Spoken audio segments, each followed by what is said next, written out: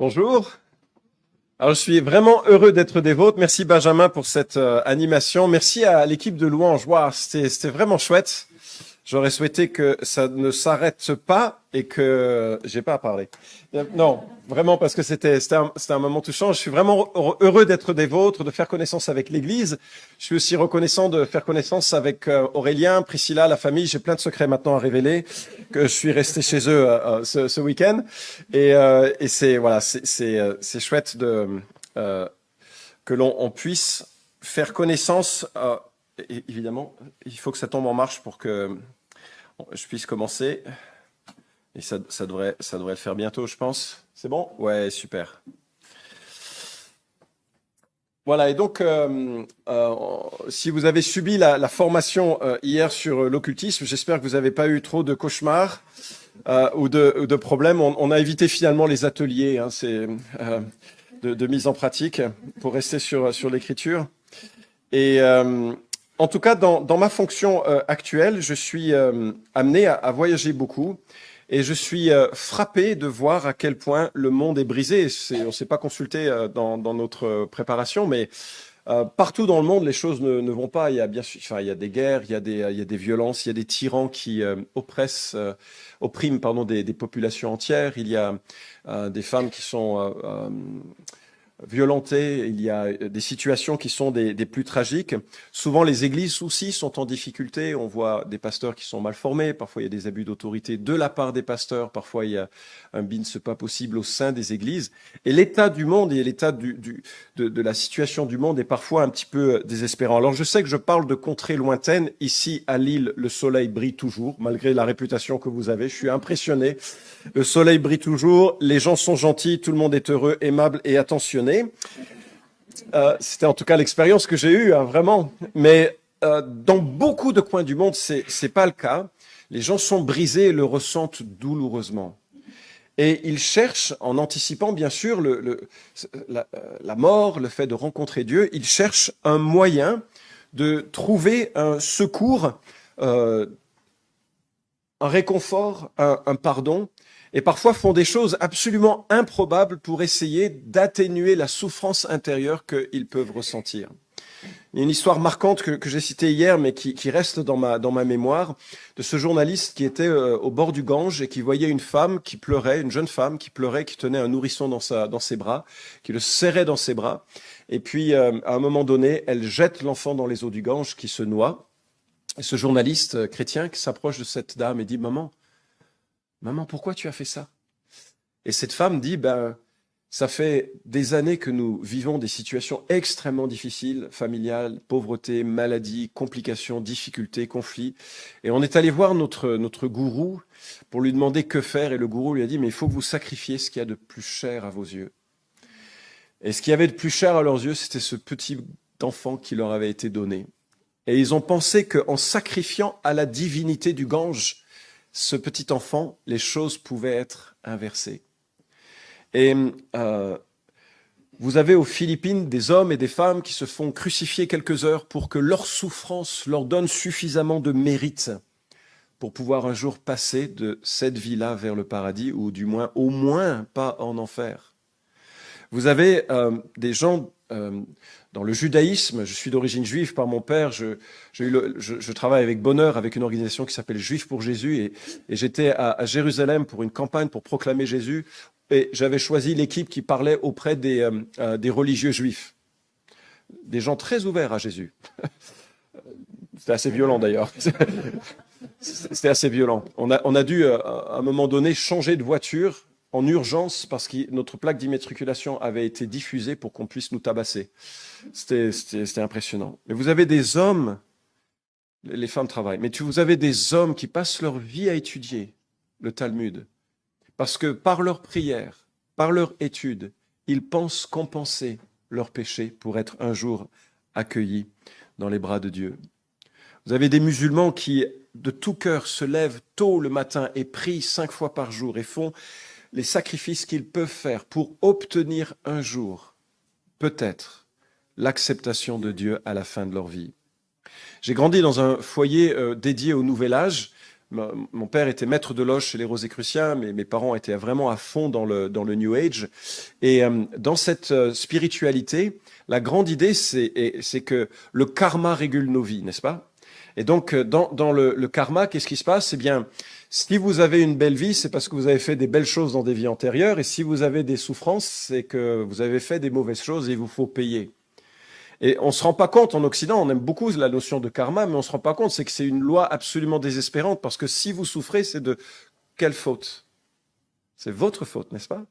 Et si vous souffrez, on ne doit pas vous aider, parce que autant que vous payez l'addition le plus vite possible pour passer à autre chose. Je me souviens, ma femme, quand elle était enceinte, elle était 3 fois enceinte, elle vomissait tout, y compris sa salive. Enfin, c'était l'horreur. Elle était, il fallait la nourrir en intraveineuse. Enfin, c'était très romantique comme période de notre vie. Et lors de notre 3e enfant, mes parents, avec beaucoup de grâce, nous ont dit, bah, écoute, venez à la maison, on aidera un petit peu au moins. Donc moi, je pouvais au moins bosser un peu et revenir. Et un soir, je rentre et je vais voir ma femme dans la chambre avec les perfs pour la nourrir, les seaux de vomi à droite et à gauche. Et puis elle me dit, tu vas pas croire ce que ton père est venu me dire. Et je lui dis, oula, c'est mal parti. Enfin, et elle me dit, ton père est rentré. Il s'est assis sur le lit, il m'a regardé dans toute cette détresse. Il me dit, qu'est-ce que tu as dû faire de mal dans une vie précédente pour souffrir autant? C'était pas vraiment un encouragement.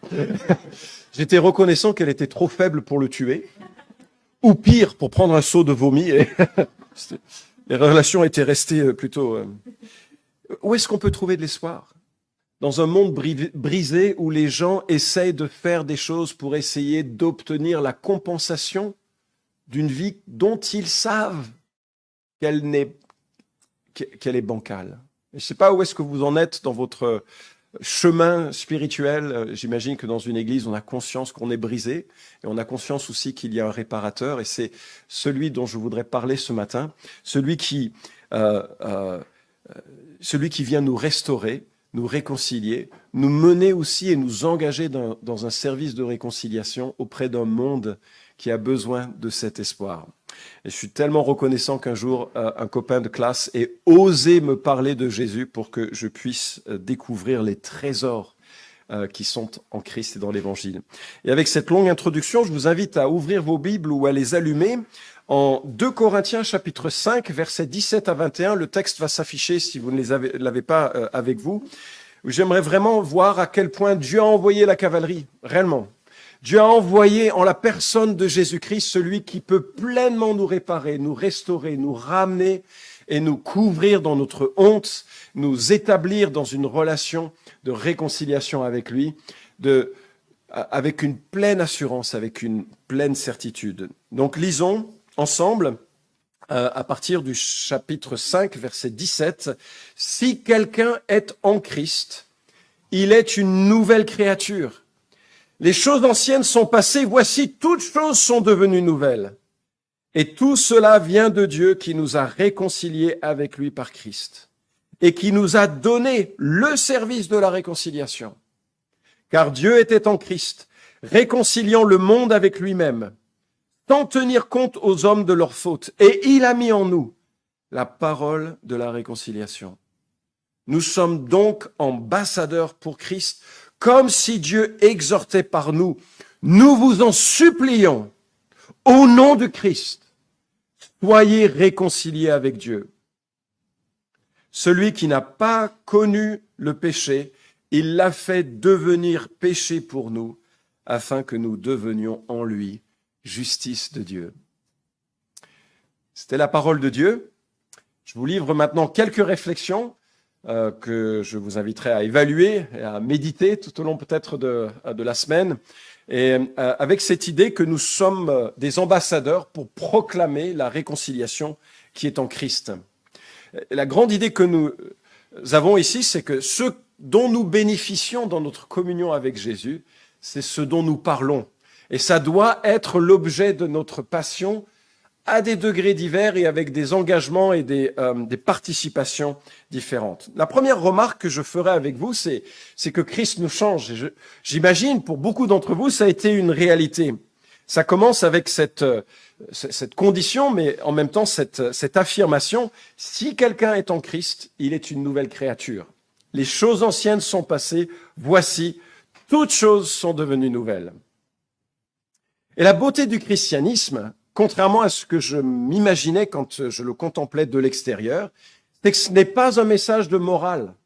Moi, je pensais que le christianisme, ça s'intéressait à la culpabilité essentiellement pour manipuler les gens, et puis de temps en temps donner des orientations morales plus ou moins correctes. Mais en réalité, la moralité, elle découle de quelque chose de beaucoup plus grand qui commence avec une restauration intérieure du cœur.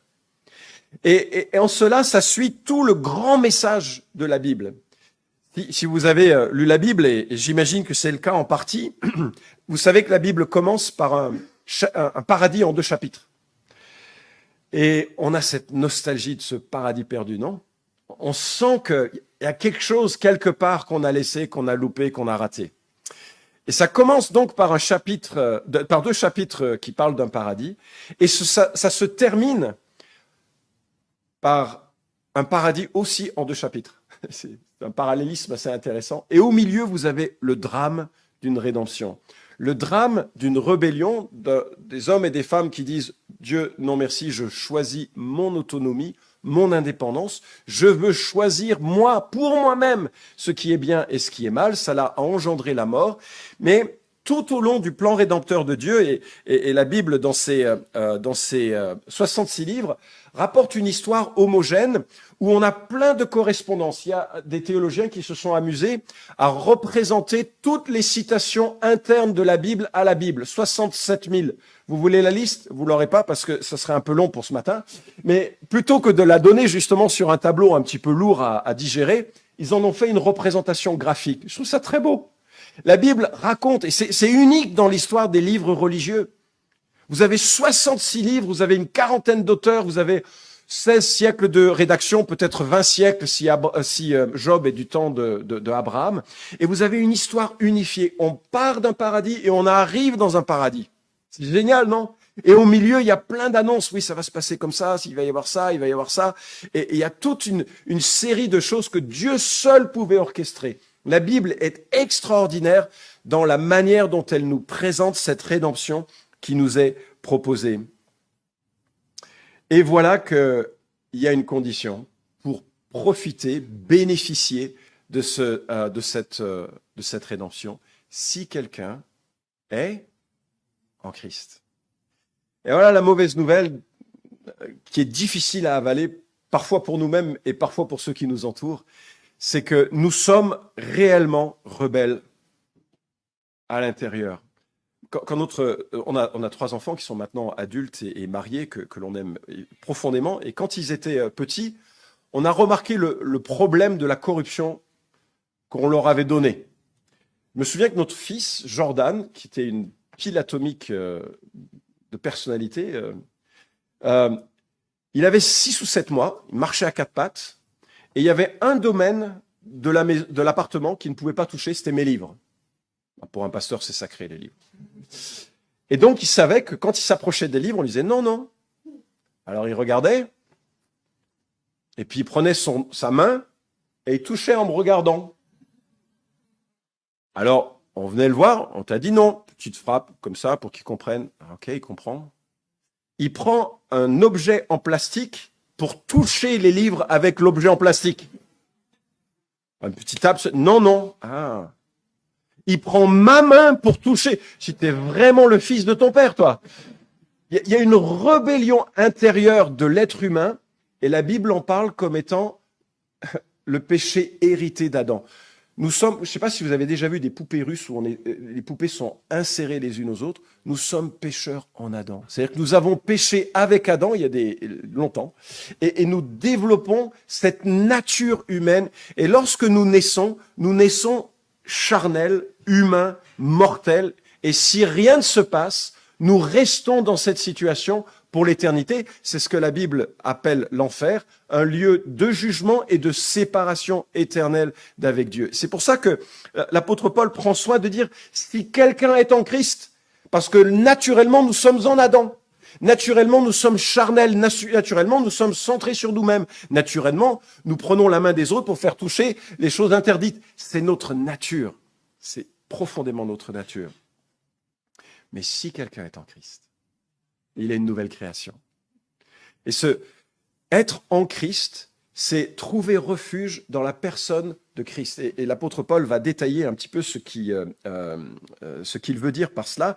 Mais il y a une réorientation radicale du cœur et des pensées. La personne est une nouvelle créature. Alors, c'est un peu compliqué parfois de le lire. Moi, je pensais à la conversion que l'on devenait comme une page blanche. C'est pas tout à fait ça. Ça sera à la résurrection. On sera vraiment comme une page blanche où on va vivre une vie d'aventure avec le Christ pour l'éternité et avec l'ensemble des rachetés. C'est juste génial. J'ai juste hâte d'y être. Mais tout est en Christ, c'est-à-dire qu'il y a une réorientation. Dieu nous donne son Esprit Saint pour qu'on ne fasse pas ce qu'on a envie de faire. Galates 5, 17, ça semble pas gentil, mais c'est pour nous aider justement à sortir de notre égocentrisme, pour nous orienter, réorienter vers Christ, vers les autres, pour vivre une vie un peu différente et centrée sur sa personne. Donc si on vient en Christ, on commence à l'aimer, on commence à aimer son prochain, on commence à aimer son projet, on commence à se réorienter. Il y a plein de trucs qu'il faut gérer, les habitudes que l'on a apprises de nos parents, les péchés qui ont formaté un peu notre manière de vivre. On a beaucoup de progrès à faire et c'est souvent une vie en dents de scie. Enfin, je sais que dans le Nord, vous êtes bien meilleurs que nous dans le Sud, mais c'est compliqué la vie chrétienne. Franchement, c'est compliqué. Genre, on aurait dû me le dire. Au début, je pensais que c'était magnifique, parfait, et c'est pas le cas. C'est compliqué la vie chrétienne. Mais si quelqu'un est en Christ, il est quand même une nouvelle créature. Il est scellé du Saint-Esprit. Et Christ dit que rien ni personne ne pourra nous arracher de sa main. On est en sécurité, on est en Christ, profondément en Christ, et réorienté dans notre chemin. C'est juste magnifique cette espérance qui nous est donnée. Elle nous est donnée, on va voir le mécanisme qui nous le permet. Alors, il y a une dizaine d'années, ma femme a fait un diplôme d'agriculture. J'aurais jamais dû accepter qu'elle le fasse, mais elle l'a fait. Il y a 4-5 ans, elle m'a dit « Florent, on devrait déménager pour qu'on puisse le mettre en pratique. » C'est pour ça que j'aurais jamais dû accepter. Et donc, on a acheté un peu plus loin que là où nous habitions, près de l'église, on a acheté un terrain avec 13 000 mètres carrés. Oui, voilà. Et les problèmes ont commencé. Et moi, j'avais mis quelques conditions. Il fallait que ce soit à la même distance de l'aéroport. Fallait que ce soit que je puisse rester ancien dans l'église où nous étions, et puis que ce soit près d'une ville où peut-être un jour on pourrait implanter une église, en sachant que je suis absent 30 à 40% du temps, donc ce serait un peu compliqué. Mais voilà, c'était un peu mes conditions. Et on a trouvé. On a trouvé. Et dans mon culte personnel, le matin, après café, lecture de la Bible, je vais marcher et je prie pour le voisinage. Je prie pour ma famille, bien sûr. Je prie pour mourir à moi-même. Je prie pour tous les défis de la vie chrétienne. Mais je plaisantais avec mes collègues en disant, le pire qui puisse arriver, c'est si jamais on a des voisins qui se convertissent. Parce qu'il va falloir s'en occuper à ce moment-là. Et donc, je suis heureux de vous présenter nos amis Michel et Patricia. Et ce sont des agriculteurs qui travaillent tout près de chez nous. Et tous les samedis matins, au marché, on allait sur leur stand. Et puis le mardi après-midi, en été, on passait chez eux pour se fournir. Des gens formidables. On les aime beaucoup. C'est vraiment des gens sympas. Et un jour, on arrivait vraiment en retard. J'avais eu des choses à faire au bureau. Et on arrive vraiment en retard au moment où ils fermaient. Et puis ils nous disent, vous venez prendre un verre. Je suis toujours pour les verres. Et donc, on est allé chez eux, on a sympathisé, on a fait meilleure connaissance. Et puis, à un moment donné, elle me dit « Florent, je peux te poser une question ?» Je dis « Bien sûr. » Et elle me parle d'une vie assez compliquée, touchante. Une femme qui a connu des situations un petit peu compliquées, douloureuses, et qui me dit « Pour essayer de soigner mon cœur un peu meurtri, je suis allé voir un chaman. » Et nous, on habite dans un coin plutôt catho traditionnel, on est dans la Dombe, et il y a 5, 6 ou 7 chamans qui vivent de leur art. C'est incroyable. Notre voisine, juste à côté de chez nous, qui sont des amis qu'on aime beaucoup, son mari est ingénieur, elle est chamane, elle a même une tipi à l'indienne, enfin américaine, c'est très drôle, dans son jardin, et elle reçoit tous les jours des clients pour qu'elle les délivre du mal. Pour de l'argent, elle vit de ça. Moi, je le fais gratuitement, mais personne ne vient me voir. Elle le fait pour de l'argent et ça continue constamment. C'est très rigolo comme bienvenue chez nous. Et enfin bref, elle me raconte donc qu'elle va voir cette chamane et elle rentre dans cette tente un peu à l'américaine. C'est juste, enfin, c'est improbable, n'est-ce pas? Et puis elle met son déguisement à plumes, pas notre voisine, pas Patricia, mais la chamane. Elle met son déguisement à plumes et puis ensuite elle se met à chanter. Ouh, ouh, ouh. Enfin, c'est les westerns, quoi. C'est Far West. Et elle se met à rire et à rire. Et là, je me suis dit, oui, ça, je comprends. Et elle rigole et elle rigole. Et ensuite, elle se met à vomir et à vomir et à vomir. Et là, elle commence à vraiment flipper. Et ma femme était là à côté. Elle disait, Seigneur, rentre dans cette conversation. Rentre dans cette conversation.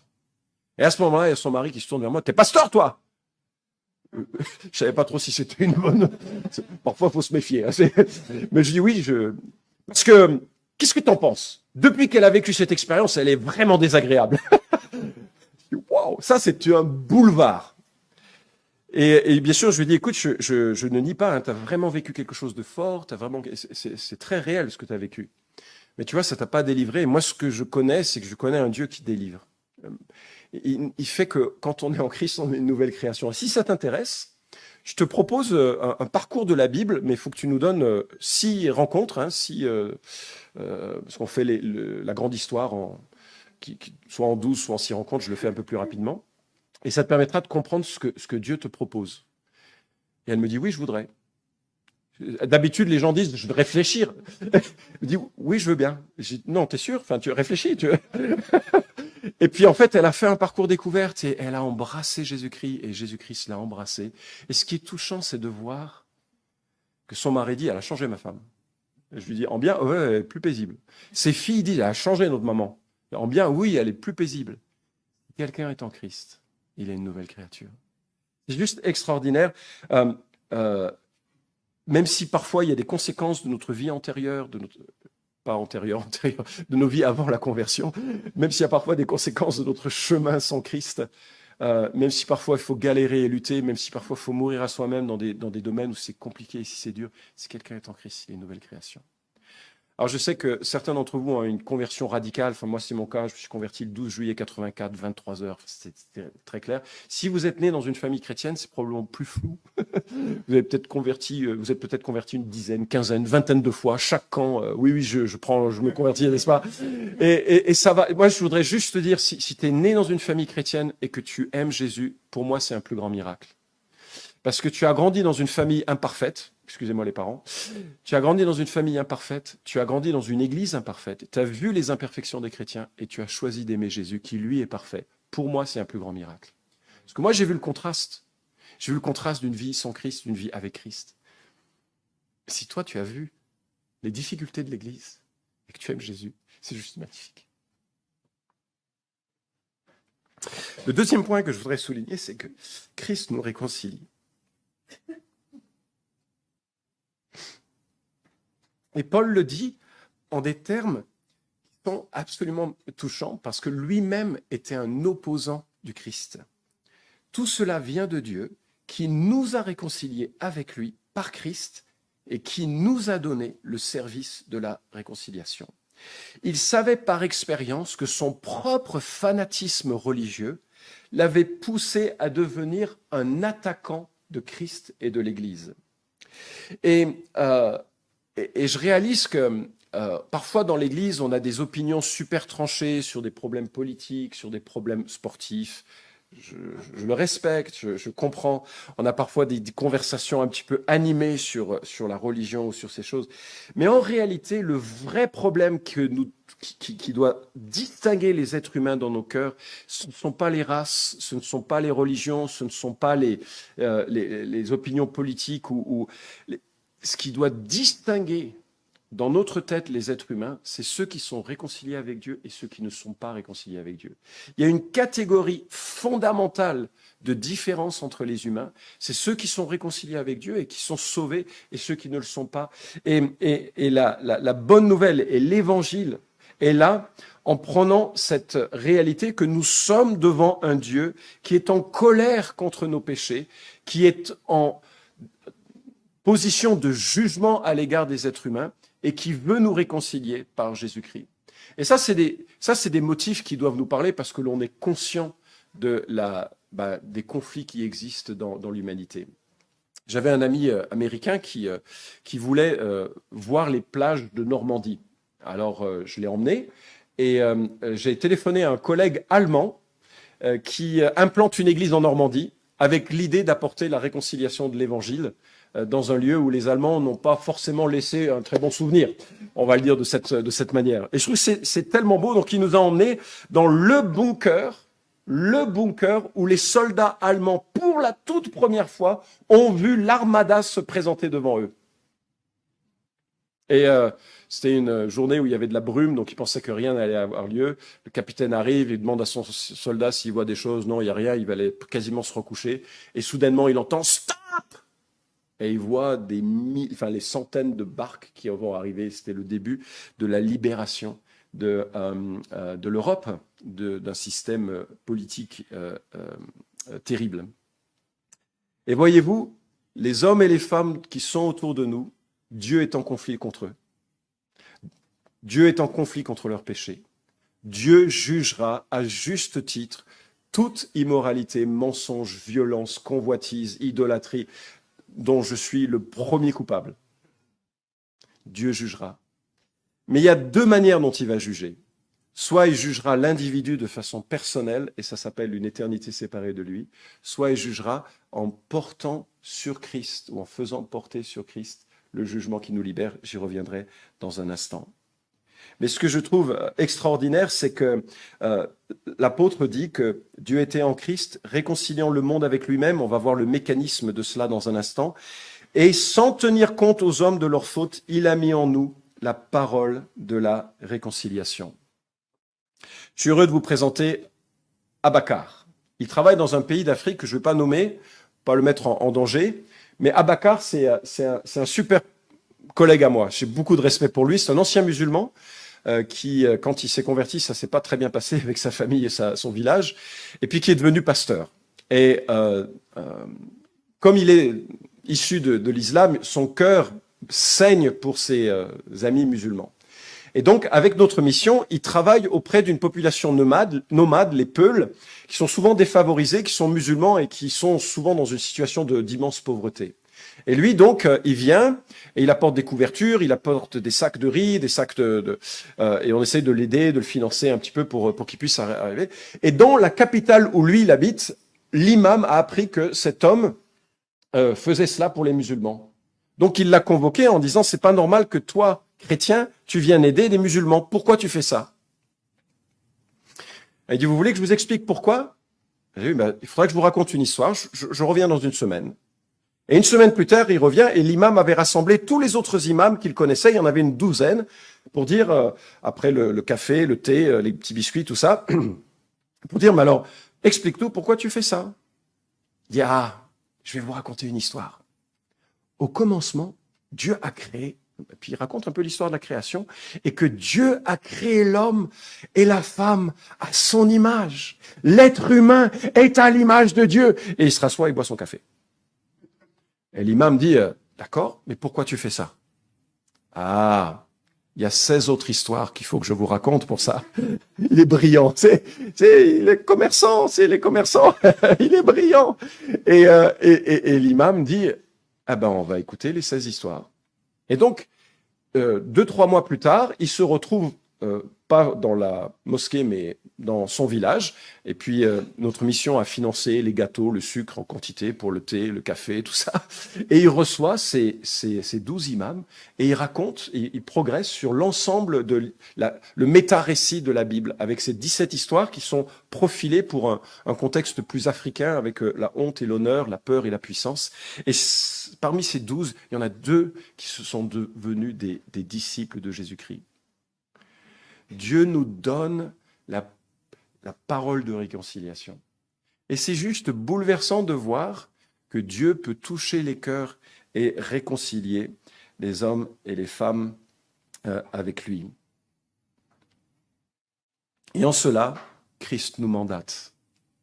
C'est-à-dire que non seulement il nous change, non seulement il nous réconcilie avec lui, mais aussi il nous mandate. Nous sommes donc ambassadeurs pour Christ, comme si Dieu exhortait par nous, nous vous en supplions. Au nom de Christ, soyez réconciliés avec Dieu.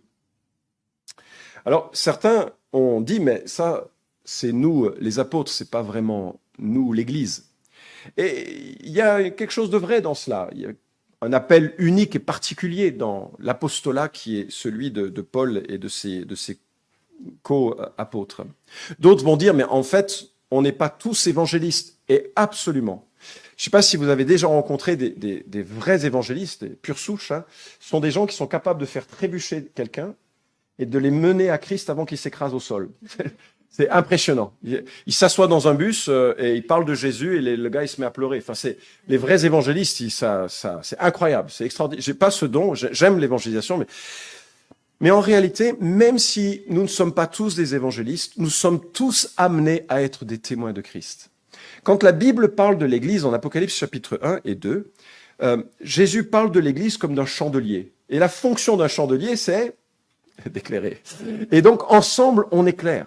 Maintenant, le chandelier de l'Ancien Testament, il avait des fleurs, des corolles, il y avait des pièces qui étaient inutiles, juste jolies. Et l'Église, il y a des pièces qui sont inutiles. C'est une boutade, hein, c'est une manière de parler, il ne faut pas être vexé. Il y a des pièces qui sont inutiles dans le sens, on ne va pas tous directement contribuer à proclamer l'Évangile, mais ensemble, on est témoins de l'Évangile et de la gloire de Christ. Votre témoignage, la manière dont vous vivez les uns avec les autres, est extraordinairement puissant. Moi, je me souviens, la première fois que j'ai vu des chrétiens, j'ai trouvé, bon, c'était bizarre. Ils s'aimaient bien, sans se tailler.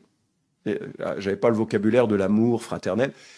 Et ça, il y a quelque chose qui doit se voir quand on voit comment vous fonctionnez. J'ai un de mes potes qui était sataniste, qui est venu à Jésus dans notre église. Vous inquiétez pas, il n'y a aucun danger. Et sa sœur, qui était aussi sataniste, est venue un jour pour la fête de Noël.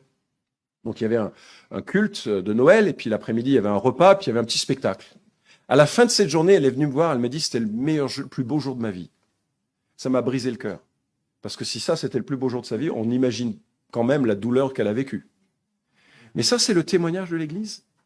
Ça, c'est la capacité de l'Église à porter ensemble le message de l'Église. Et c'est magnifique si vous êtes un enseignant dans une école à côté, et que vous savez que vous ne pouvez pas témoigner ouvertement de votre foi en Christ, mais vous témoignez de la qualité de votre être, de l'éthique d'un enseignant qui aime Dieu, et c'est magnifique. Que vous soyez mère au foyer, que vous consacriez votre vie avec vos enfants à être un témoin devant, c'est magnifique. Les vocations sont multiples et diverses, mais à un moment donné, tous ensemble, on doit être ces témoins. Et d'ailleurs, une manière de conceptualiser l'évangélisation qui est peut-être un petit peu plus simple et qui va nous libérer de cette culpabilité quand on en parle, c'est de considérer, à partir d'une métaphore agricole, que l'évangélisation, c'est trois activités. Il y a le labour, il y a le fait de semer et il y a le fait de récolter. Et trop souvent, on pense à l'évangélisation, moi je veux récolter. C'est quand les gens ils se mettent à genoux et disent « Seigneur, je reconnais mon péché, je crois que tu es mort pour moi, entre dans ma vie ». On se dit « Ah, moi je veux ça ». Mais ça, c'est l'œuvre de Dieu, c'est pas toujours prévisible et on n'arrive pas toujours à ça. Mais l'activité globale, c'est labourer. C'est quoi labourer? Quand vous aimez votre prochain autour de vous, quand vous aimez votre voisin, quand vous rendez service ou que vous vous connectez avec ces gens, lorsque vous reflétez Christ, quand vous priez pour eux, quand vous labourez, Dieu fait son œuvre. Et je me souviens d'un missionnaire qui a passé 40 ans de sa vie en Iran, il y a un siècle. Et il a écrit « J'ose même pas dire que j'ai labouré tellement le sol est dur ici. J'ai juste bougé des pierres. » Aujourd'hui, l'Iran est un des pays en plein développement où ce sera probablement le premier pays anciennement musulman qui embrassera le christianisme. Je suis pas prophète, je ne sais pas. Mais ça prend une trajectoire vraiment surprenante. Donc chacun d'entre nous, on peut avoir un rôle à jouer. Il y a des gens qui m'ont, sur mon chemin, qui ont osé dire quelque chose et ils sont passés en cela dans le fait de semer. Il y a une personne qui, ayant entendu que je croyais à la réincarnation, m'a dit « C'est marrant, la Bible dit, il est donné à l'homme de mourir une seule fois, après quoi vient le jugement. » Hébreux 9, 27. Et moi je me suis dit « Ah ça c'est bien les chrétiens, jugement, jugement, jugement. » Sauf que ce verset de la Bible, le soir, je m'endormais et j'entendais « Il est donné à l'homme de mourir une seule fois, après quoi vient le jugement. » Le matin, je me levais et j'entendais « Il est donné à l'homme de mourir une seule fois, après quoi vient le jugement. » Et donc, la semence, ça fait aussi partie de ce moment où Dieu va petit à petit préparer nos cœurs. Et enfin vient le moment de la récolte. Et si vous vous dites « Comment je peux participer à ce chemin ?» Commencez par prier. Continuez par aimer. Et puis à un moment donné, identifiez-vous en tant que disciple de Christ. Soit en priant avant de manger, ça a été pour moi le déclencheur. C'était étrange. Hein, c'est la première fois que j'étais dans une famille chrétienne. On devait faire un devoir de maths avec mon copain de classe. Et moi, j'ai commencé à manger, puis j'ai entendu quelqu'un qui a dit « on va prier ». Je dis « on va quoi ?» J'avais jamais vu ça, puis je savais pas, est-ce qu'il fallait faire ça avant chaque bouchée avant chaque plat? J'étais complètement perdu. Mais il s'est identifié en tant que disciple. Ils se sont identifiés en tant que disciples de Christ, et c'était le début. Puis à un moment donné, il faut expliquer. Que ce soit en utilisant un verset, que ce soit un passage un peu plus long, entraînez-vous à comprendre comment on peut parler de l'évangile avec un texte, ou quitte à faire un parcours un petit peu plus long, comme par exemple la grande histoire. Bref, nous sommes dans un rôle d'ambassadeur où nous contribuons tous à pouvoir faire en sorte que des hommes et des femmes soient réconciliés avant leur mort à Christ. Peut-être certains d'entre vous sont appelés à donner leur vie à cela. Il y a des jeunes peut-être ici qui se disent « Mais Seigneur, moi je veux que ma vie, elle serve à cela. » J'étais dans un pays d'Afrique de l'Ouest il y a un mois, et j'ai rencontré une femme dont le mari est décédé sur le champ missionnaire. Elle est restée veuve avec 4 enfants, et elle est restée sur le champ missionnaire. Elle a parlé dans une université, et voilà ce qu'elle dit. « La question ultime n'est pas de savoir si vous restez ou si vous partez. La question ultime est de savoir si vous obéissez. Pour certains, l'obéissance signifiera rester aux États-Unis, en France, et poursuivre activement les relations avec les perdus et soutenir financièrement les missionnaires avec générosité.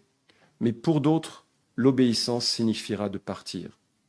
Pour chacun d'entre nous, l'obéissance signifie que la trajectoire de nos vies, quel que soit l'endroit où nous vivons, doit être orientée vers la prière, le don, le travail et le désir de répandre l'évangile. Encore une fois, je ne dis pas que tous les disciples du Christ sont appelés à partir ou qu'ils se sentent coupables s'ils ne le font pas.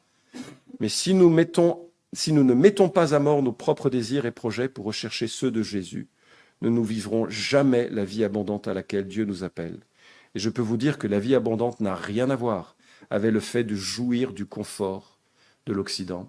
C'est une question d'intimité avec Jésus. Dernier point, merci pour votre patience.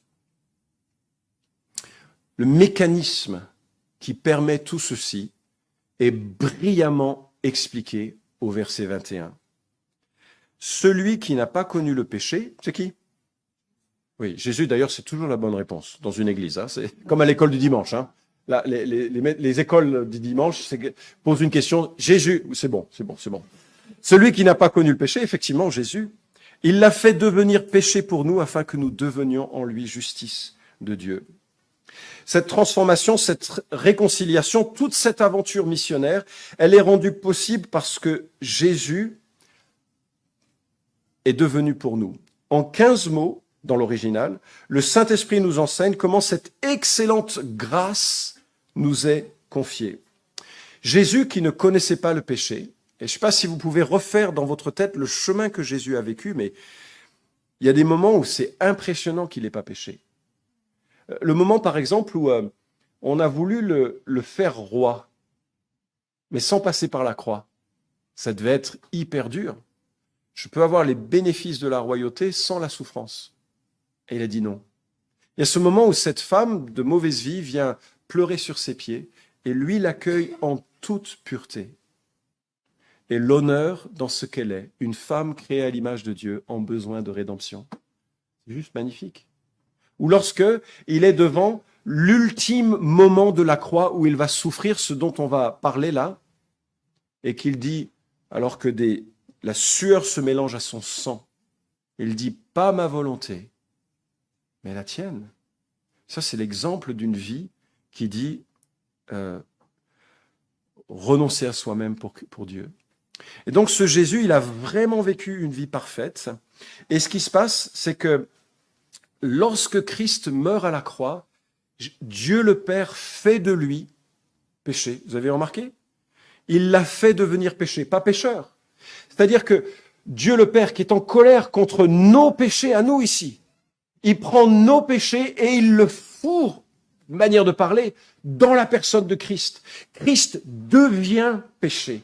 C'est-à-dire qu'il absorbe comme une éponge toutes nos déficiences, celles d'hier, celles d'aujourd'hui, celles de demain, l'ensemble de nos vies tarées, tordues, méchantes, corrompues, égoïstes, violentes, toute cette vie-là, Jésus l'absorbe en lui et Dieu le Père regarde son Fils et pour la première fois de toute l'éternité, Dieu regarde son Fils avec colère. Et à ce moment-là, il crie, « Mon Dieu, pourquoi m'as-tu abandonné ?» citant le psaume 22. Henri Blocher, un théologien français, écrit « Le Fils a souffert la seconde mort ou son équivalent. Le plus affreux de la coupe qu'il n'a pas été possible d'épargner à Jésus a été la souffrance spirituelle du jugement divin qui l'a frappé. Puisqu'il portait nos péchés, il a été traité comme un coupable. Il a senti peser sur lui la juste colère du Dieu saint et lui-même s'éprouvait infiniment sale, dégoûtant, abominable avec ses péchés sur lui. Ainsi pouvons-nous l'imaginer. L'Écriture va jusque dire qu'il est devenu malédiction pour nous. Cette souffrance était pour lui absolument étrangère. Il l'a subie avec une sensibilité suprêmement affinée. C'est par elle, sans doute, que la croix dépasse et englobe toute douleur humaine. On appelle ça la substitution. Dieu devient péché, Jésus devient péché, et ensuite, nous devenons justice. Il y a un échange qui a lieu. Je mets devant Christ ma crasse, et combien elle est crasseuse. Et lui me donne sa justice, et combien elle est parfaite. Je l'ai dit dans un texte, je ne sais pas si ça parlera de façon plus évocatrice. Jésus vit la vie parfaite que j'aurais dû vivre, c'est ça que les êtres humains auraient dû vivre, mais que je n'ai pas vécu. Jésus connaît la peur, le jugement, la honte et la mort que j'aurais dû connaître, que je ne vivrai jamais. Jésus ressuscite pour une vie que je ne devrais pas vivre, mais que je vivrai éternellement. Sa vie pour la mienne, ma vie par la sienne. Et voyez-vous, ce qui se passe à la croix, c'est que la culpabilité que je ressens, qui est objective, j'ai violé la loi de Dieu, est remplacée par une justice qui n'est pas de moi, mais qui m'est donnée, qui est imputée, qui m'est confiée. La honte, et je sais que certains pays sont plus sensibles à la honte, et en Occident, nous revenons à la honte. Pourquoi ? Parce que les réseaux sociaux forgent une réflexion de notre valeur en fonction de ce que les autres disent. Hein, si vous mettez un post Instagram et que les gens font ça ou se moquent, votre vision de vous-même, enfin, je vois qu'il y a des gens, à leur âge, ça leur parle pas ce que je suis en train de dire. Mais il y en a d'autres, ah oui, c'est totalement ça. C'est totalement ça. Et le sentiment de honte sociale ou devant Dieu est parfois écrasant. La bonne nouvelle, c'est que Dieu nous confie l'honneur de la réconciliation. Il fait de nous son enfant. Nous sommes honorés dans l'Évangile. Il y a des gens qui vivent dans la peur. Vous vous souvenez de cette femme qui sacrifie son fils ou sa fille dans le Gange ? Ils vivent dans la peur des esprits, la peur des ancêtres, la peur de ce qui va se produire. La bonne nouvelle, c'est que Christ a vaincu toutes ses autorités et puissances à la croix. Christus victor, il est victorieux.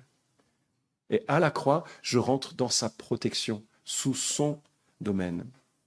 Il y a un autre axe qui est en train d'émerger dans un Occident athée, qui rejette Dieu, c'est le sentiment que la douleur est à éviter à tout prix, mais pourtant on la ressent. La bonne nouvelle, c'est que le premier mot que Jésus a prononcé lors de son premier discours officiel, c'est « heureux ». Ça, c'est le programme de Dieu. Un bonheur qui n'est pas un bonheur humain, terrestre, fait de prospérité, mais de communion avec Dieu, en attendant la vie d'aventure pour l'éternité qui vient à la suite. Alors voilà, on a été libérés pour pouvoir communiquer ce message de libération. J'aimerais terminer avec 2 exhortations. La première, c'est « Est-ce que vous êtes conscient de la grâce de Dieu pour vos vies? Est-ce que vous avez bénéficié vous-même de cette grâce, sans marchandage, sans compensation, sans dire, ouais, Dieu, tu vas m'accueillir parce que tu vois, j'ai été dans l'église ici du Triolo, j'ai été baptisé, j'étais là tous les dimanches, j'ai prié. Non, ça c'est la compensation. Le système de Dieu, c'est une substitution. Christ est mort pour nos péchés. Est-ce que votre confiance est exclusive en Christ? Pas en vous-même, pas dans votre performance, mais en Christ et en Christ seul. Dan Ortlund, dans un merveilleux livre, Doux et humble de cœur, écrit « Les pécheurs déchus et anxieux ont la capacité de trouver à l'infini des raisons qu'aurait Jésus de les mettre dehors. Nous inventons constamment de nouvelles façons de résister à l'amour du Christ. Même lorsque nous épuisons nos raisons tangibles, justifiant, selon nous, qu'ils nous mettent dehors, comme des péchés ou des échecs précis, nous avons tendance à nourrir le sentiment vague qu'avec le temps, Jésus en viendra à se lasser et à s'éloigner de nous. Il ne le fera pas. Il a tout donné. Il a tout donné à la croix et il persévérera dans son intercession jusqu'à ce que nous soyons en sa présence. Nous sommes sauvés, réconciliés. Puis la deuxième exhortation, c'est est-ce que le salut de ceux qui nous entourent est quelque part sur les radars de notre prière, de notre cœur? Et moi, je voudrais vous encourager à le laisser émerger et à le nourrir. On n'est pas tous appelés à être des évangélistes, mais on est tous appelés à participer, à bâtir avec Christ cette Église que lui bâtit en nous utilisant et en nous employant. Dans une des slides que j'ai proposées, il s'agissait de commencer à prier. Pour qui vous pourriez prier? 3, 4, 5 personnes tous les jours? Quelles sont les personnes que Dieu met sur votre cœur, sur votre chemin, pour qu'un jour vous puissiez oser vous identifier en tant que disciple et voir Dieu faire des choses? C'est lui qui est à l'œuvre. Quand je fais des groupes découvertes avec des non-chrétiens, je leur dis, je ne veux pas que vous croyiez. Enfin, il y a un petit mensonge quand même. Il ne faut pas que je le dise ainsi. Bref, je veux que vous compreniez. La croyance, c'est l'œuvre de Dieu et vous. Ça, je peux pas le faire, ça. Donc mon intérêt, je veux juste que vous compreniez. Après, ce que vous en faites, ça vous regarde. Et ça à notre portée à tous. Merci pour votre patience. Je vous invite à la prière pour terminer ce message. Dieu et Père, je te remercie pour la bienveillance que tu as manifestée en Christ, qui dépasse l'entendement. Jésus, tu es mort à notre place, tu es devenu mon péché, et je suis devenu ta justice. Incroyable, extraordinaire, merci. Je prie, Seigneur, que notre assurance et notre foi soient fortes et complètes ici dans l'Assemblée. Et je te prie, Père, pour que tu nous envoies avec ce message de réconciliation auprès de ceux et celles que tu veux sauver autour de nous. Aie pitié de ceux que nous aimons et qui nous entourent. Permets-leur de découvrir la grandeur et le bonheur de t'appeler Sauveur et Père. Amen.